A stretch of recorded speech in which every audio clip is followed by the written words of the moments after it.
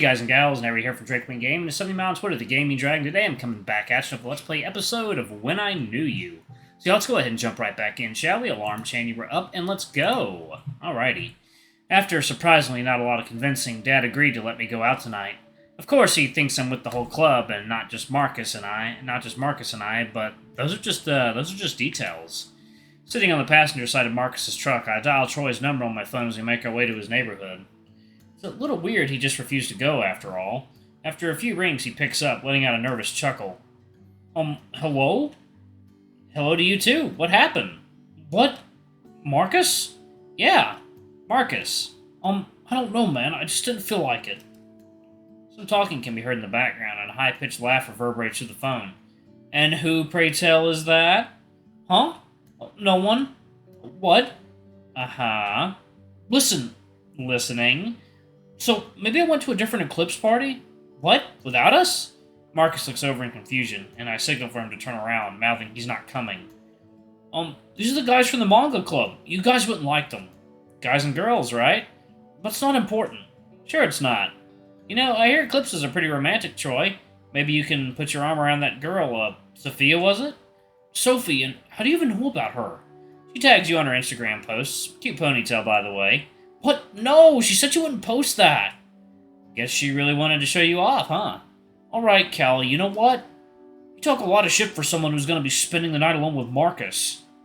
Embarrassed, I lower the volume of my phone frantically, afraid that Marcus would be able to listen. What's that supposed to mean? Oh, please, it's obvious you ogle him any chance you get. I do not. Not that he doesn't enjoy it, either. In fact, you're both oglers. Perverts. You're crazy. He doesn't do that. You're dense. Excuse me?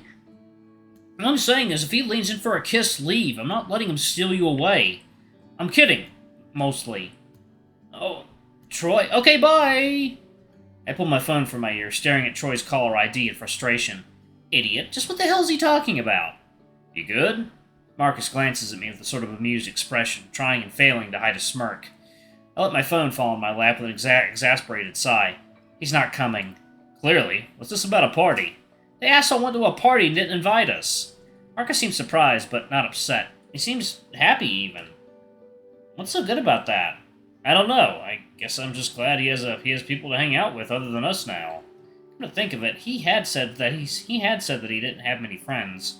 Maybe he's getting closer to their friend group, now that the clubs are back in session. I guess that's true. Good for him. Good for us, too. More food for you and me. He nudges me with his elbow and winks at me, and I answer with a shy smile.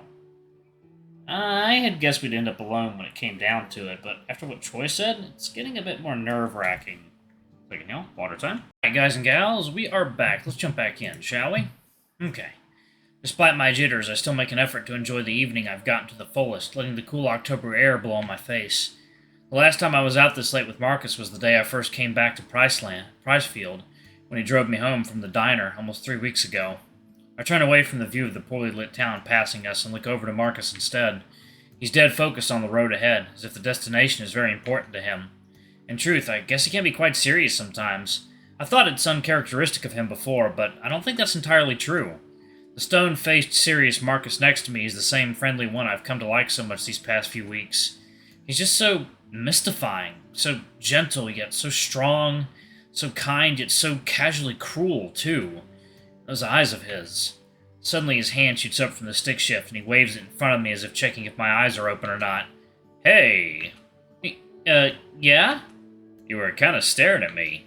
I feel like my cheeks burn up almost instantly, turning away from him quickly. Oh, sorry. What were you, thinking about? I lay my forearms on the car door's open window, letting my cheek rest on top of them. Food? Food? Yeah, I'm starving. I turn fully away from him now, practically sticking my head out the window, the sound of the wind deafening in my ears. Well, we're almost there, Cal. I've got food for days. I can hear the smile in his voice, but don't dare look back at him, so I just give him a small nod to the view outside. Hope he notices it. I let out a small, wistful sigh to the night sky. No good. These feelings are getting harder and harder to ignore. But I have to. For Karina. For Troy. For David. I can't let this silly crush take over my good judgment. I won't let it happen.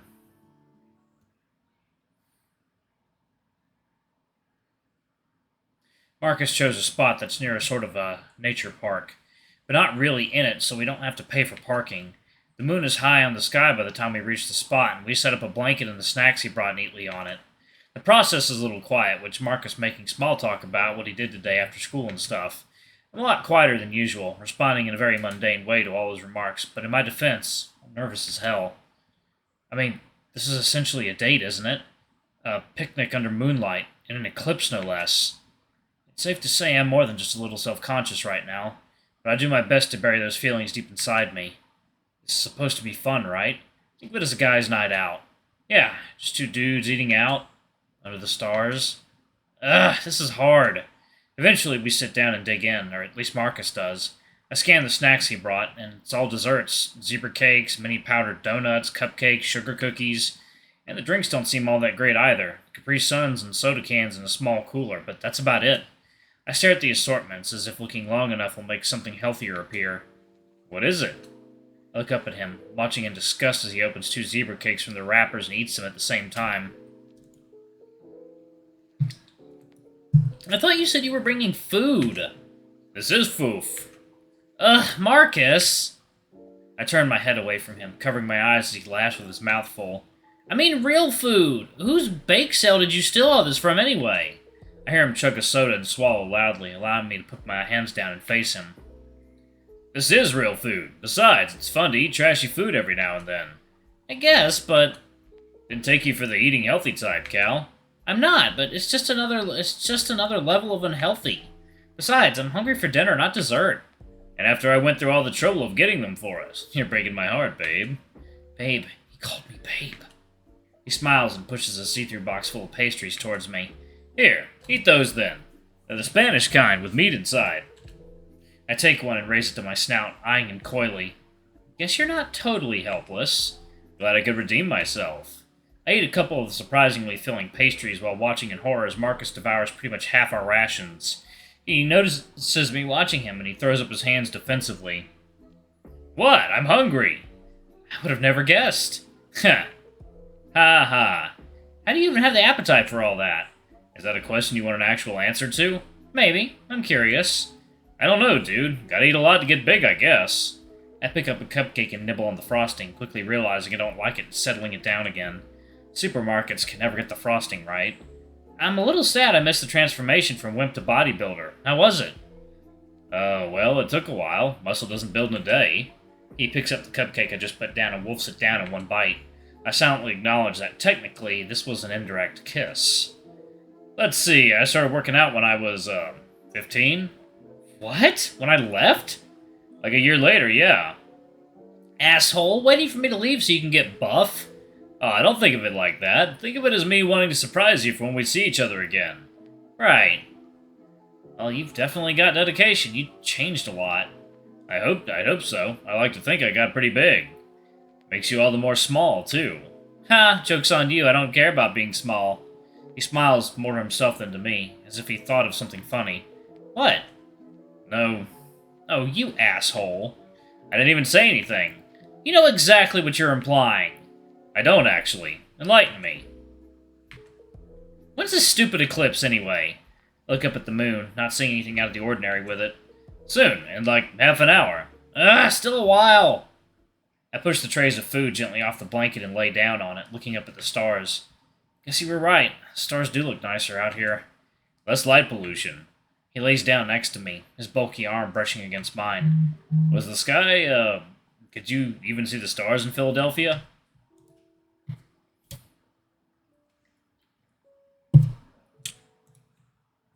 Not really. Maybe just the North Star. Huh. Wild. He's quiet for a moment, just staring up at the sky in deep thought. Where do you like it more? Huh? Between there and here? Yeah. What are the pros? What are the cons? Stuff like that. I don't really know. I mean, obviously, Philly and Pennsylvania as a whole is nicer than Pricefield, but I don't know. Kind of biased to this place. I'm happiest when I'm here. I close my eyes, thinking about that statement, trying it out in my head a few times. Yeah, I think I believe that. Nothing is better than being surrounded by the people who care about you. I open my eyes to turn to Marcus, who is now looking right at me, but he quickly turns away, looking back up and clearing his throat. Hey, know any constellations? Oh. I look up at the sky again, surprised he dropped our previous conversation so quickly. No. Oh, wait. I point to a cluster of stars that anyone would be able to recognize. Big Dipper, right there. I saw that when we got here, Cal. But screw you! He laughs as I shove him hard, though he barely budges. I meant different constellations. Well, no, I don't know any. Do you? He looks up, squinting hard for a solid minute before letting his face relax. Nope. I'll never get that minute of my life back. I playfully smack his face with the back of my hand. You're full of crap. After eating all that, I practically am. What? Huh. You're gross. Well, there goes our show me the constellations ooh moment. He laughs, putting his hands behind his head. You said ooh. You did too. When did I... Oh, fuck. Man, should have read up on my constellations. Now we'll never have a rom-com moment. Our Netflix coming-of-age romance, minus the dying at the end. It's always the dude that dies. At least they're not cute dudes. We're better than that. Oh? You saying I'm too cute to die? I look at him with a seriously expression. He just grins cheekily. You say the strangest things sometimes, Marky. We're doing pet names now? Just following your lead. You almost never call me by my full name. Cal is just a shortening. Uh-huh. Just admit it. You love me so much you gave me a pet name. I laugh and turn to look at him, teasingly poking his arm. But he doesn't smile back. What? Don't get all shy on me. Still he says nothing, just looking at me with an expression I can't figure out. He's breathing hard, his face a little flushed, as if he's thinking. And now I start getting nervous, my stomach feeling hollow despite all the pastries I ate. You okay? Sorry, that was a stupid joke. I trail off as I watch him prop himself up in a sitting position, never taking his eyes off me. Callum. Oh God, what's happening? What's he doing? Instinctively, I prop myself up too, sitting up and crossing my legs. He's staring right into my soul, making my heart flutter like it's never done before.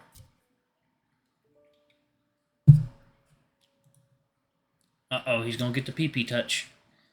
He's staring right into my soul, making my heart flutter like it's never done before. Hello, thumbnail. And then suddenly, I feel his right hand touch my face, grabbing it with a gentle firmness only he knows how to do. Cal. I shudder. Marcus? He smiles nervously, his blushing face inches from mine, his green eyes glistening in the moonlight in that special way they do with wolves. But no, this is different. There's more than just moonlight reflecting off his eyes. His smile, his touch, his eyes.